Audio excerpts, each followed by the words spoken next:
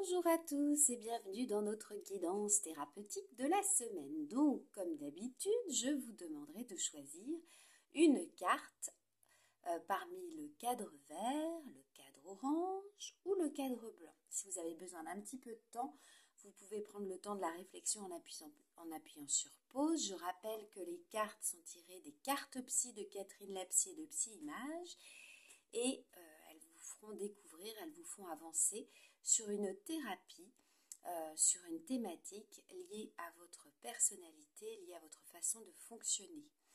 Donc, c'est un exercice qui est très intéressant, très ludique. Et si c'est la première fois pour vous, j'espère que vous passerez un bon moment. Donc, je vous dis à tout de suite, groupe 1. Bonjour, groupe 1. Alors, vous êtes tombé sur la thématique du vide. Alors, parfois, on est face à un sentiment de vide. Ça arrive à beaucoup de gens. On ressent plus rien, on pense plus rien, on a un corps qui est insensibilisé et on n'a plus aucune image ni aucune idée qui nous traverse en fait. C'est le bug complet. L'arrêt, le off, le blocage. Donc il n'y a plus aucun désir qui existe en nous et il n'y a plus rien qui vient alimenter nos représentations ni notre fonctionnement.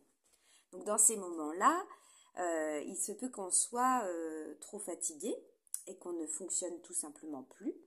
Et d'autres fois, on s'ennuie. Mais on ne s'évade plus dans cette phase d'ennui. Et puis il y a d'autres moments où le vide en nous, c'est le signal de quelque chose.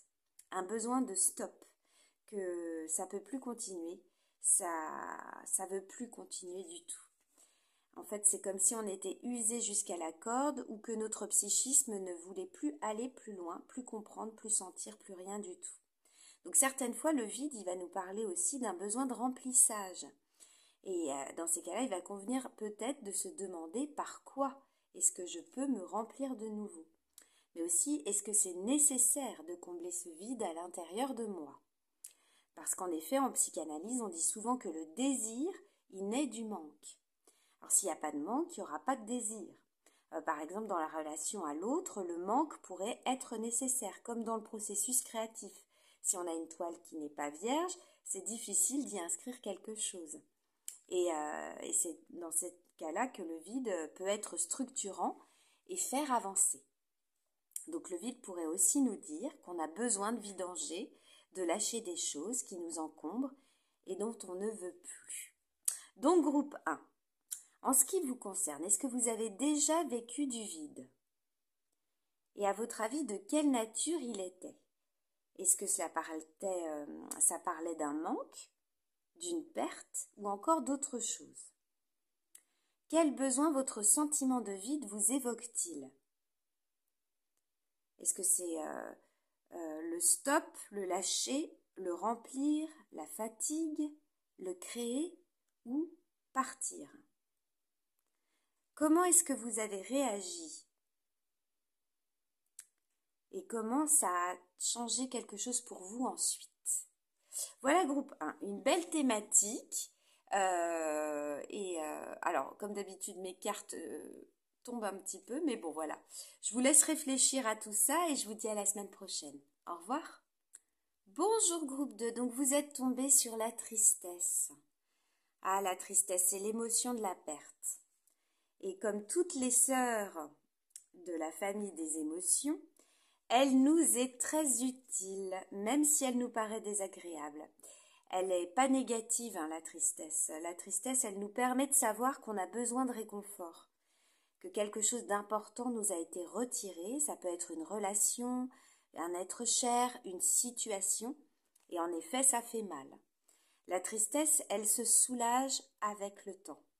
Et lorsqu'elle est très intense, le problème, c'est qu'on aimerait que le temps passe vite et très vite, trop vite parfois, au point qu'on a tendance à plus prêter attention à notre tristesse et on ne se donne pas en fait dans ces cas-là le réconfort nécessaire, on ne se le demande pas, on ne le demande pas. Et la tristesse, elle ne s'éloigne pas à ce moment-là. Elle peut même s'installer durablement et elle peut faire le lit de pathologies plus ou moins graves. Donc la société aussi dans laquelle on se trouve, elle prêche la performance, elle prêche l'efficacité. Et donc elle n'aime pas la tristesse. Parce que la tristesse, ça prend du temps. Et la question, c'est à ce moment-là, à quel point on accorde de l'importance à la tristesse, à la réparation de nos blessures. C'est très important de prendre le temps d'être triste, il faut l'accepter. C'est vrai qu'il ne faut pas être dans le déni, il ne faut pas se forcer à aller mieux automatiquement. C'est quand elle surgit, il faut vraiment vous laisser envahir par elle. S'il y a des larmes qui coulent, s'il y a un besoin de vous replier un petit peu sur vous, il faut accepter de suivre un petit peu la boussole de cette tristesse qui est à l'intérieur de vous.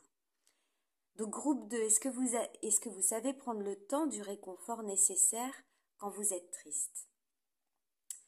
Comment est-ce que ça se passait, enfant, quand vous étiez triste? Comment les adultes réagissaient autour de vous à ce moment-là? Est-ce que vous avez déjà vu vos parents tristes? Quelles sont les choses que vous savez réconfortantes pour vous lorsque vous en avez besoin? Est-ce que vous vous autorisez à vivre, à dire et à montrer votre tristesse, ou au contraire est-ce que vous la cachez derrière de la fatigue quand elle est là? Qu'est-ce qui vous rend triste aujourd'hui dans votre vie et comment ça s'exprime? Voilà groupe 2.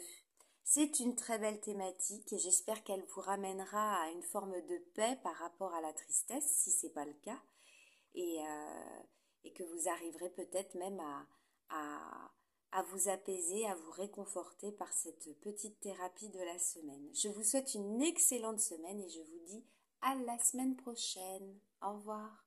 Bonjour groupe 3. Alors vous êtes tombé sur l'impuissance. Alors décidément, on a quand même 3 thérapies là qui sont quand même assez costauds. Je rappelle, en premier lieu, on a eu le vide, après la tristesse et maintenant l'impuissance. Bon, alors il semblerait, selon certaines théories, que l'impuissance, elle soit pas une émotion.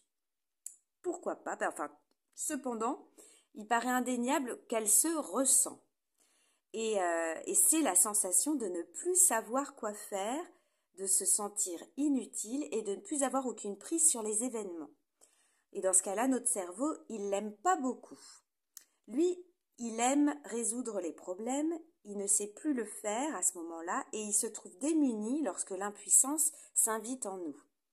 Donc l'impuissance, elle nous ramène à nos limites, à ce qu'on peut faire ou ne pas faire, à ce qu'on peut maîtriser et ne pas maîtriser, et ce sur quoi on peut avoir en fait un impact et ce sur quoi on n'en a pas du tout. Donc c'est pas toujours facile à accepter.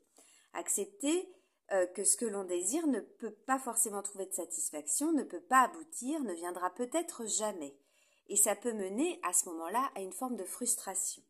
Donc l'impuissance, c'est aussi accepter de ne pas être tout puissant.